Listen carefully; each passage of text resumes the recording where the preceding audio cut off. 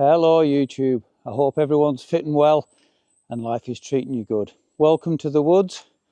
Today I am 4.5 hours down country in Gloucestershire at a site run by Learn Bushcraft.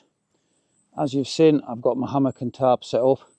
Wildcat Adventures is in a hot tent and we travelled down on the Friday night, get a good night's sleep and a bit of a catch up before taking part in class today, which is fire by friction. So we're going to be doing bow drills, flint and steel and all that good stuff. Had a lovely bit of a fire going on last night at the fire pit, and as you've already seen on the intro, we've got a couple of little makeshift shelters put up. Kat has finally awoken from her slumber. Yeah. Kat, as has been discussed on the channel before, is not a morning person. No. But yeah, we had a good catch up by the fire last night. Nice chilled one. Got our heads down about 11 o'clock and it's currently 8:30. So 10 o'clock is when class starts. So I've had first breakfast. Kat's about to have her first breakfast and I'm about to have second breakfast. So we'll get ourselves sorted and I'll bring you back once the class has started. Well, that's us all finished at camp and we're heading down towards the fire skills class for the day. A cracking little woodland this, perfect for hammocks. We've got all kinds of mushrooms. I think those are horse chestnuts. Sweet chestnuts. Sweet chestnuts. Yeah. Same thing?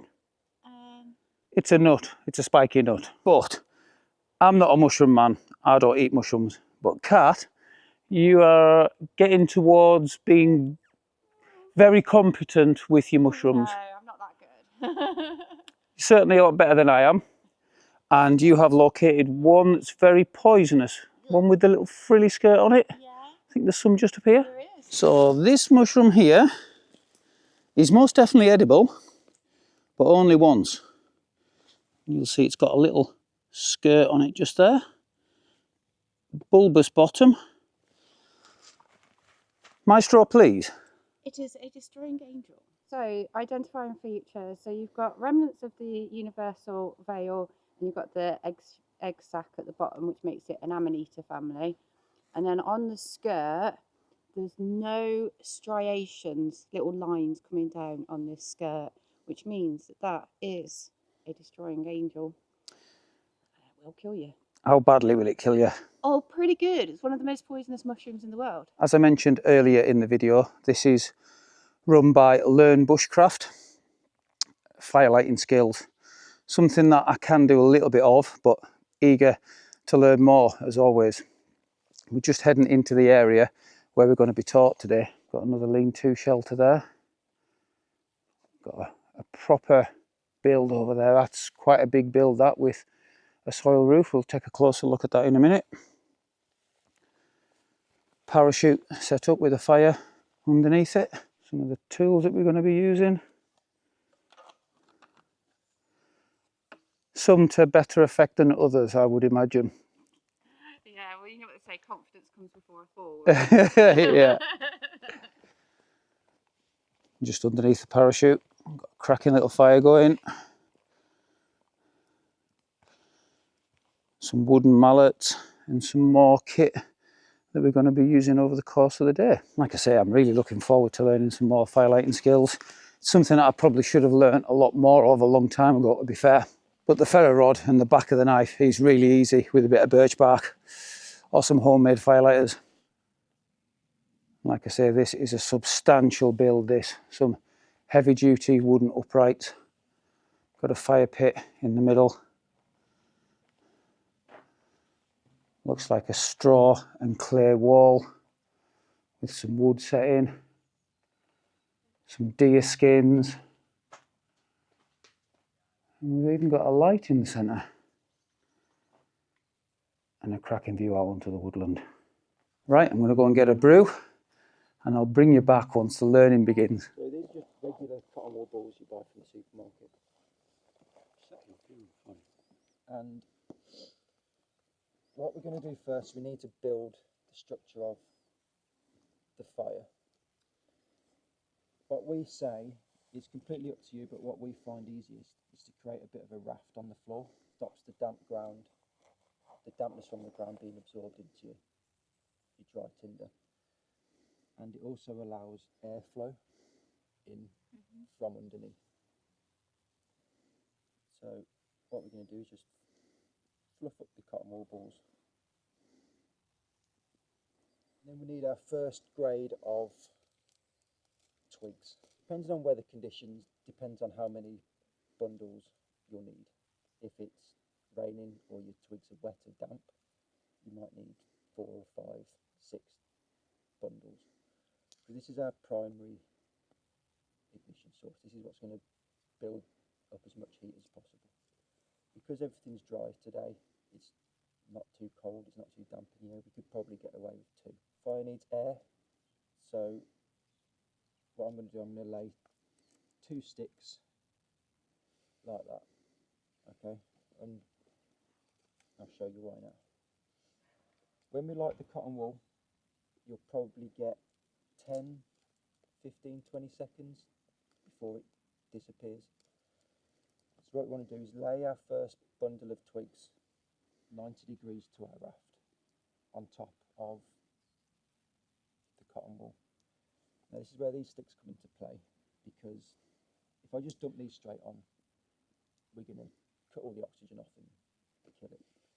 So these sticks now allow us to raise and lower the bundle, increasing or decreasing the airflow. Once the smoke thickens and flames start to lick out the top, we can then put our second bundle 90 degrees to the first over there.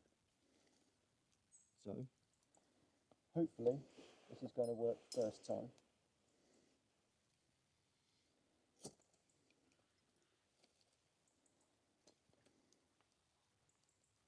So I'm just supporting it with my hand.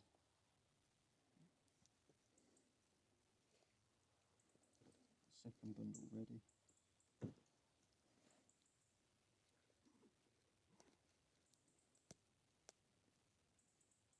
now the flames are just coming through, so I'll drop the second one lightly on top.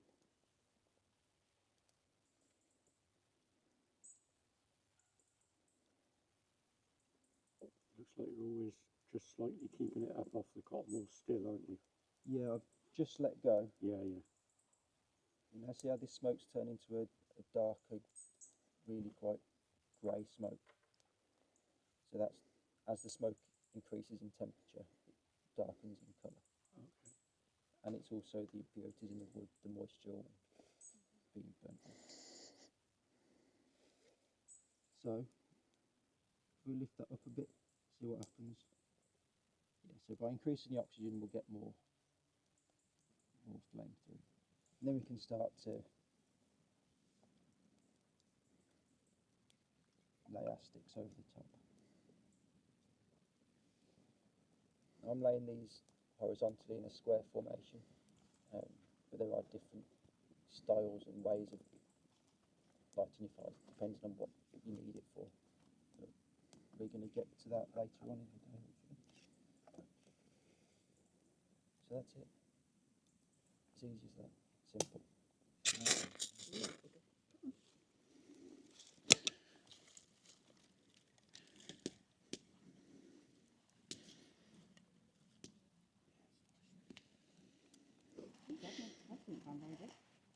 Well, you're saying you can't do it, but I see fire.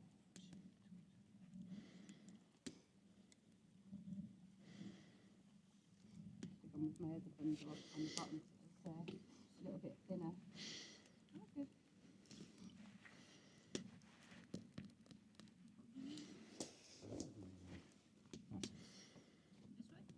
Yeah, I find it easy to use that. Oh yeah, you can see where people can use it there. I find that's the easiest way to do it. Because they haven't been used for a while. They've got a black coating. You get both covered. You need to scrape the coating off.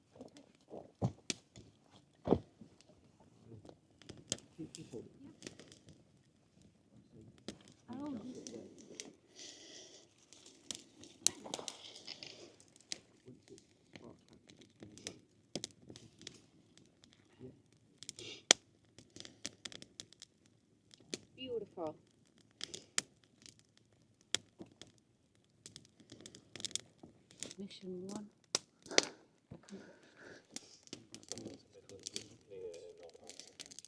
So obviously using my knife and ferro rod is something that I've done before, but what I have learnt there is those two crossing sticks you can lift up and put down just to adjust the airflow a little bit, and that did make a big difference with that. Every day's a skill day. Silver birch bark. Hold your knife at almost 90 degrees to the bark and lightly scrape the surface. You get like little shavings. Silver birch bark's got like this resin underneath the outer layer. Rather than that, just scrape a bit of surface into a powder. And using your rod, if you hold your rod as close to as possible, and get some big sparks down, that'll ignite. Depending on how thick or thin your silver birch bark is to begin with, you could pick that up and that would burn that entire thing. Because this is quite a thick piece, that's why I've cut a little bit off the side to keep that flame going. And you just pick that up off the floor, or is it in your? Oh, it's in your. This was dried in here, Yeah. but this piece was taken from a rotting log which was found in a forest. So yeah, there's that way as well. Yeah. So if you want to have a go at that.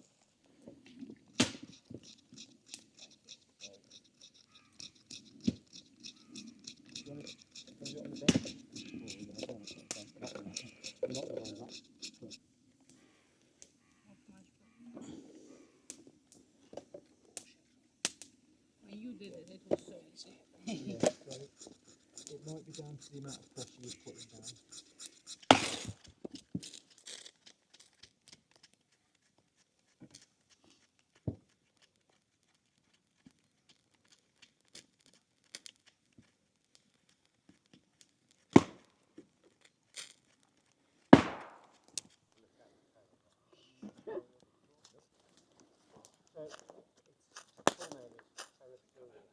Come on, you pig.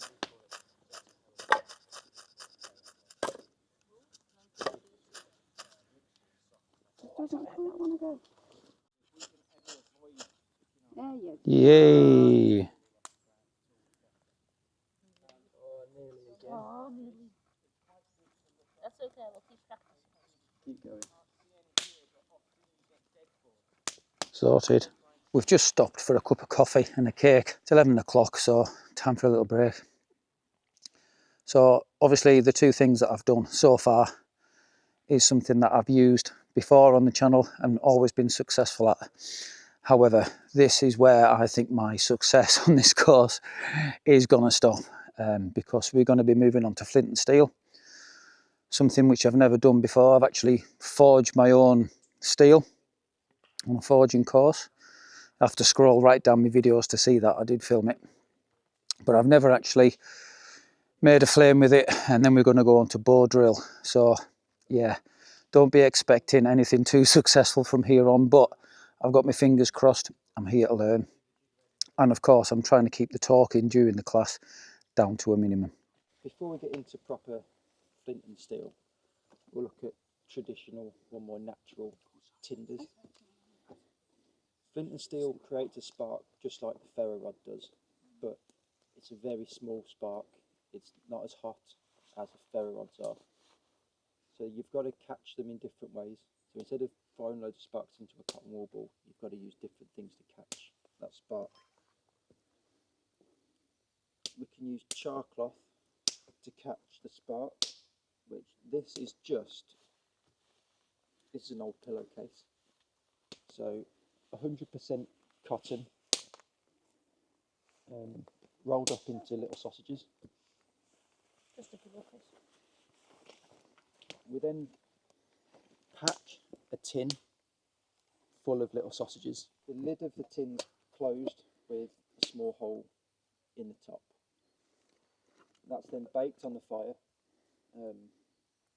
And essentially what you're doing, you're burning the material without oxygen. So smoke's going to come out the top. keep rotating around in the fire until the smoke stops. Bring it out the fire, and you've got to cover that hole up with something. If you don't, air will get in and everything inside will start to burn.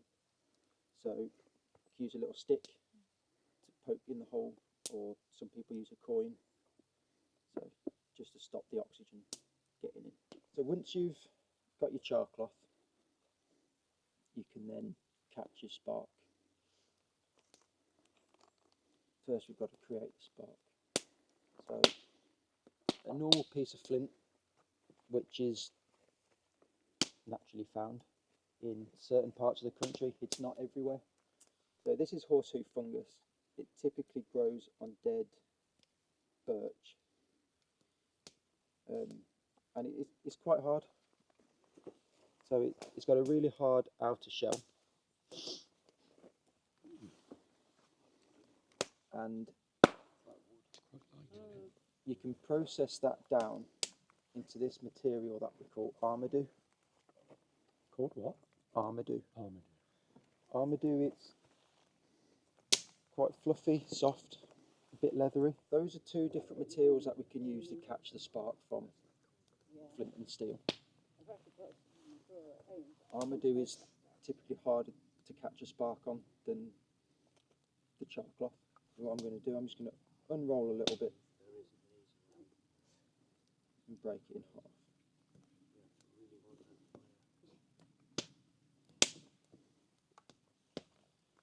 So now when I strike a steel onto a sharp edge of flint, your char cloth goes on top, you strike down, and then the sparks, in theory, land into your char cloth, and it doesn't ignite, it creates an ember, just a red glow, which will grow within this. Once you've ignited your char cloth, you need to put that into a tinder bundle, which is a bunch of dried bracken. Try and catch a spark with this. Bloody hell. That's made it look too easy, hasn't it? Here's one I made earlier. So I'm going to create a little nest in the middle to poke that in. Now you just want to take our time and let that ember grow within that char cloth. So it won't go out. If we look close now, can you see some smoke coming out the top? Yeah. I've not done anything to that, that's just Oh, the way it's going. Had it like my car this morning. By blowing on it, I can increase the oxygen levels, making it hotter.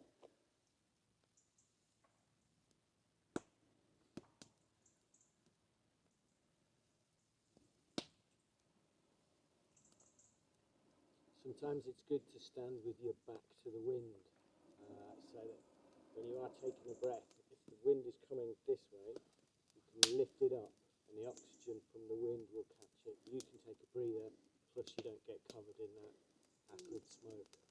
Right, this is something that I have definitely not done before. And he made that look so easy.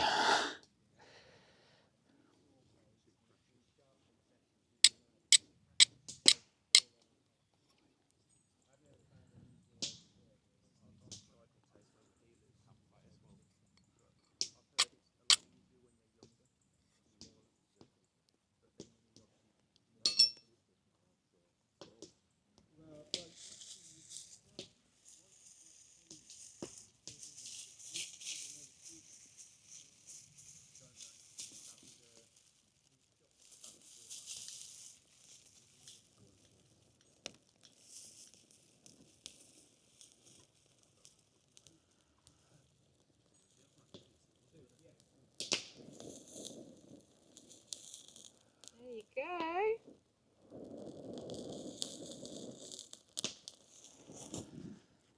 I'll take that. Hooray! Get it. High five. High five, my friend. First ever attempt with flint and steel. We'll see.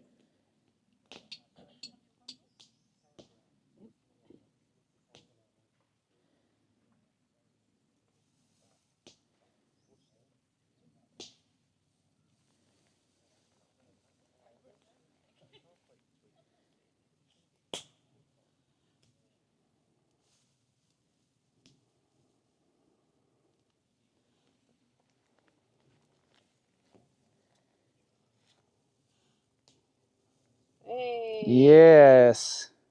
I did it! Woo!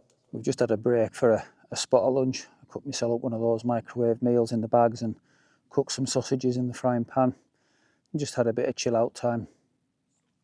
Really happy with the class so far today, especially the flint and steel, with that being my first go. Can't believe I got it on the first attempt.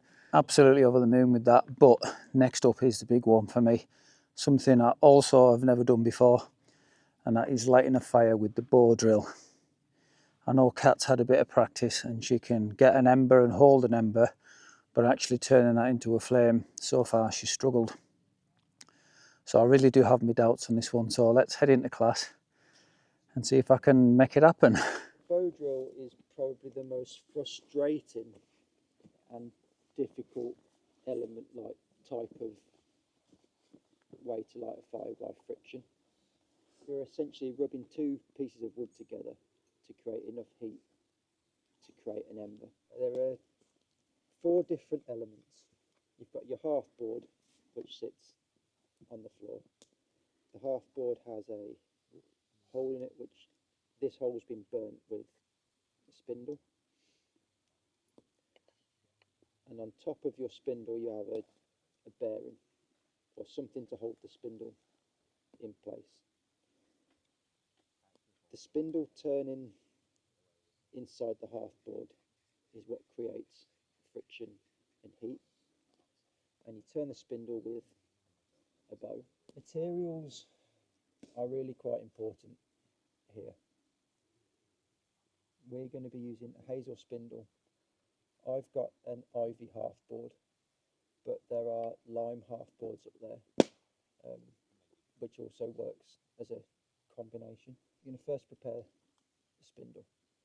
You want one end rounded and one end more pointed. We put a round end on the bottom because it's got a greater surface area, which will increase the amount of friction. So what I'm doing here is taking off this burnt bit. That's the sort of shape you want to, like a dome shape end on the top, and then on this end you want to create sort of an Eiffel Tower type shape, and this end is going to go inside the bearing block. Your half board should be roughly the same thickness as your spindle, and we want to put the spindle not too close to any existing holes. But if you look, the edge of the spindle is roughly in line with the edge of the half board. What I'm going to do now, I'm going to tilt the spindle to one side and put the tip of my knife underneath the centre of the spindle, and then swap places. I can then start to dig a bit of a hole out.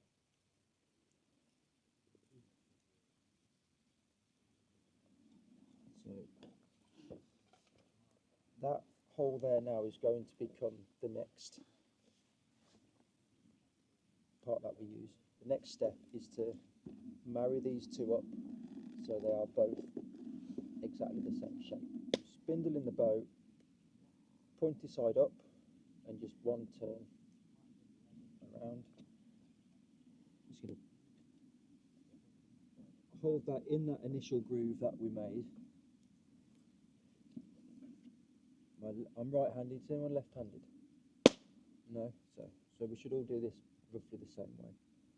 Left foot on the half board, about a finger's distance away from the spindle. Bearing block on top. I always put a little bit of spit in the end just to help keep it cool and move it.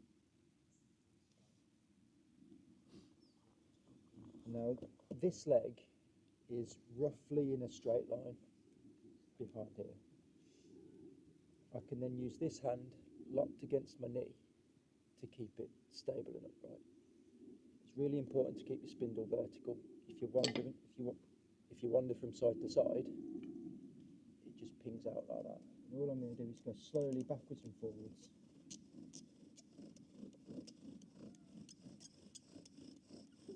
will see smoke.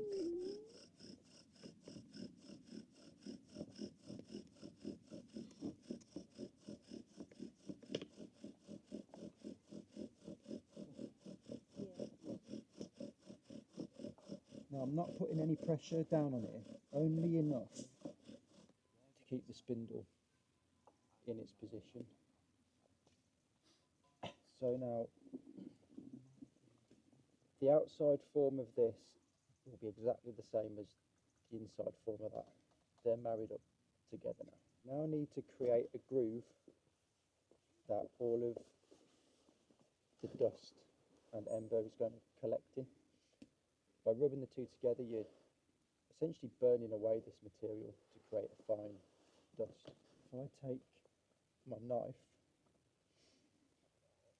work out where the centre is of the hole,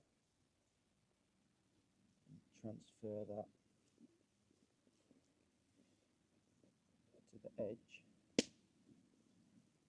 I now have a mark which is roughly in line with the centre of the burnt out area. V can make a massive difference on your success rate. If it's too open, then you're going to lose all the heat that you generate too quickly. If it's too closed, then your air's not going to be able to get in to get your ember going. Now I've not gone all the way to the centre. I've stopped just short. General rule of thumb, if you can put your knife tip into the V and your blade and the back of the knife, back of the spine touches both sides, you're going to be somewhere close. Get as flat as we can. Foot on, as close as we can. Now we're all aligned. We've just got to build up some dust. So I'm not trying to go quickly at the minute. I'm just keeping enough pressure to go to stay upright. Hear that squeaking? There needs to be a bit more pressure. If it squeaks, you need to put a little bit more pressure on.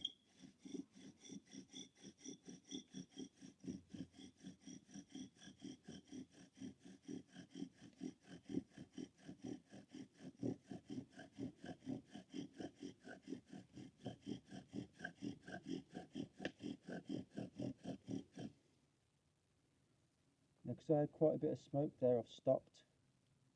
I left everything in situ as it was, just for a second. And my left foot is the last thing to move away now. Before I move my left foot, I'll hold my half-board down.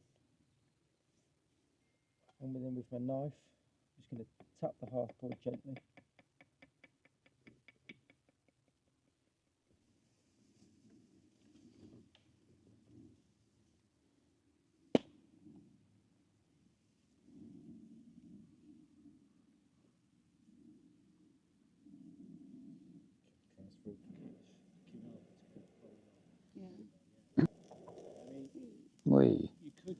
Right, so I've carved my own board, spindle and bearing for the top.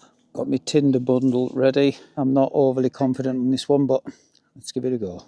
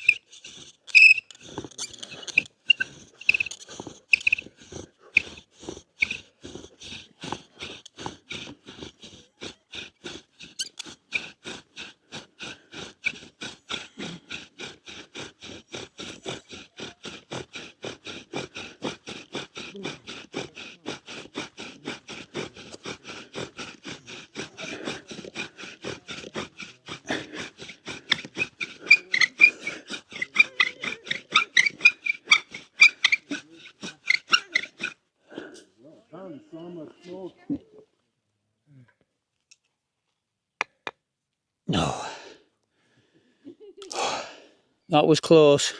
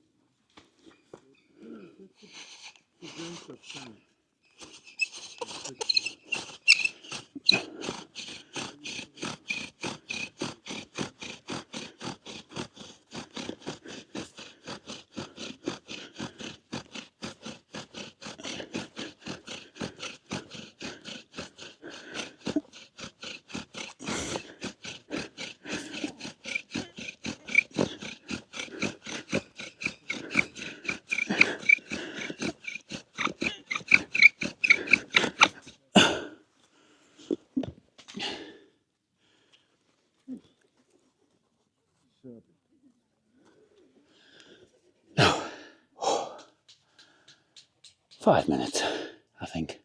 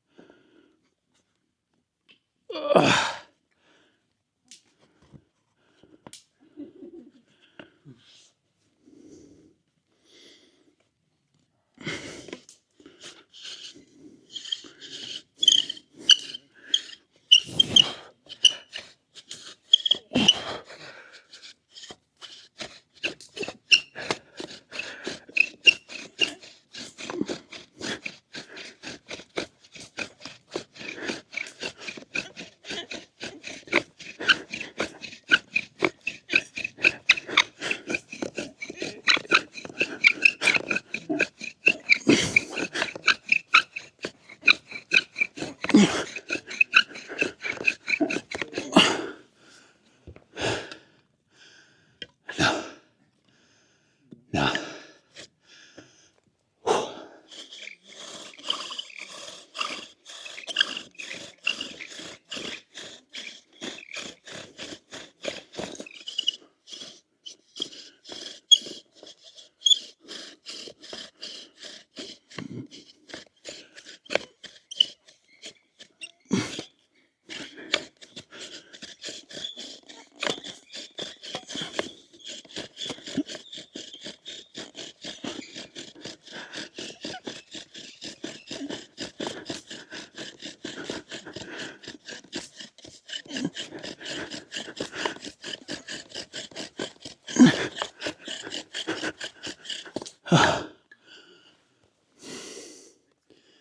So close, man.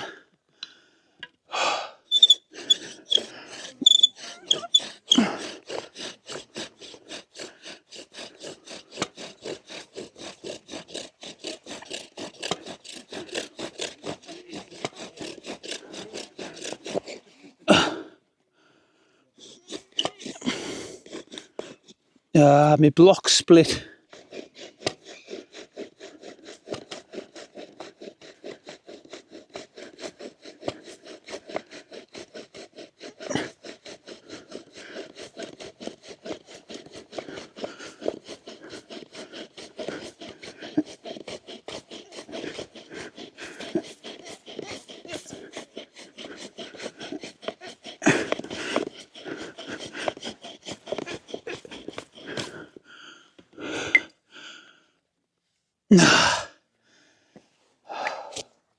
I know when I'm beat. That is hard work.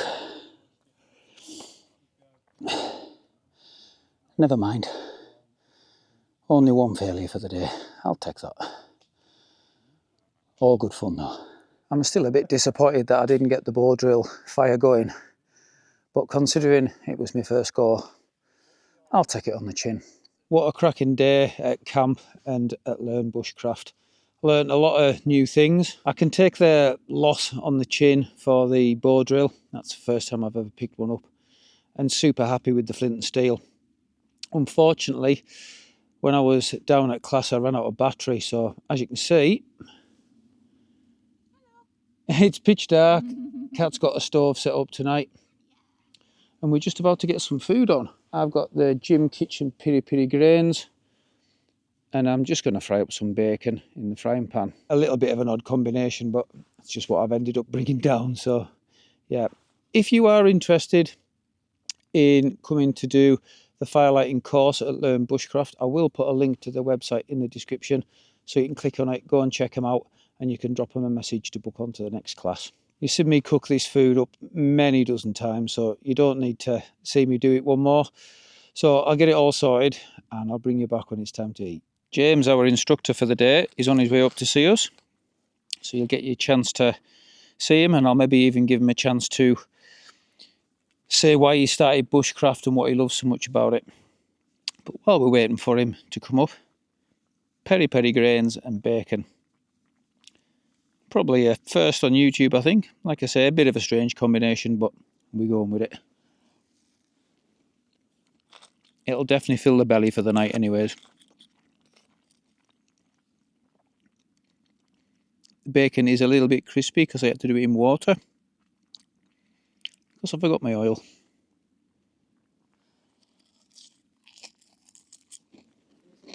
It looks really good. Cat salivating at the bacon. Now you've chosen to save yours for morning, though, haven't you? Yeah. Well, I'm waiting for James to bring the bread up. I know exactly what's going to happen here. Cat's going to have a tea. And about 20 minutes, half an hour later, she's going to go, yeah, I want to stick the bacon and the sausages on. Yeah, you're on the Mile Bag food tonight, aren't you? Uh-huh. What you got in there? Korean chicken and rice. Nice. Should be. It's not bacon though, is it? Rub it in. Oh yeah, you better believe it. Right, as per usual, I'm going to get myself away and finish my food. We'll let James get to camp, settle in, and then I'll introduce you all to him. I've got some wood Yeah, you have. and a packet full of chestnuts. Yay. It was Business owner. it was my idea. I started it back in 2019, just before COVID. As everything, COVID put a stop to the world essentially, and yeah, started back up again a couple of years ago. So we've been growing steadily since we started pushing. And you basically all self-taught. Yeah, it started when I was a scout, when I was younger, about 14, 15. Fell in love with it and taught myself different things, watched a few different people and practiced, see what worked, what didn't work. It's been a good journey, good to learn. What's your favourite bushcraft skill to practice? I think we've got to say the bow drill after today. Yeah, the bow drill is one of those skills that once you've mastered it, it's really impressive and it's a bit of a show off. Satisfying as well. But it's good to know that literally rubbing two sticks together. Caveman. Yeah, caveman. Is there any skills that you're working on now that you haven't quite mastered yet? I'm just trying to get into willow basket weaving. Whether that's traditional bushcraft or not, I don't know. But it's just one of those skills that, like other bushcraft skills, it's an old skill that isn't really taught anymore. I've done a little bit of basket weaving, not a lot. So I'm quite a practical.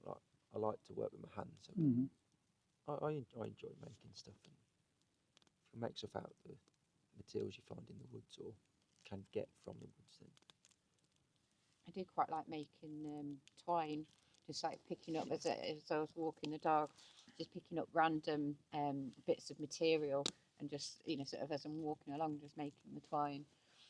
Yeah. Yeah, it can take a while, though, can't it, to make a good length of twine.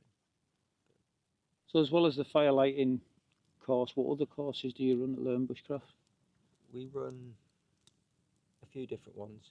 We have a beginner's day, which is aimed at complete beginners who just want to come out to the woods and try it, give it a go. We cover a few different elements, the basic elements. We'll do firelighting, shelter building, tool safety, a few other bits and pieces. From then we can do a weekend bushcraft course where people can come back, build on the initial skills that they've done over the day. We'll do the same elements, but we'll go into a bit more detail, a bit more depth, and expand some knowledge. We do large game butchery courses, the firelighting course which we've done today, and there's some first aid courses. Solo wild camping. You guys remember more than I. Yeah, we've got a couple of ideas and projects in the pipeline which we're hoping to bring out next year. What's that then? It's a secret. No, it's not really. It's we're thinking about doing a 5-day challenge where people can come and spend 5 days bushcrafting and learn different skills along the way. Maybe do some challenges to earn different pieces of equipment to help them out. So, all ideas at the minute. Well, we had a good crack with the lads from Learn Bushcraft around the fire. Kat cooked some sweet chestnuts, was it, Kat? On an open fire, yes. It's getting towards that time. Yeah, Kat's just getting the stove going inside the hot tent, make it nice and cosy. And I'm wrapped up snug as a bug in a rug in the hammock. So it's time to get our heads down for the night. Enjoy the photos and footage I've got for you overnight, and we'll see you in the morning.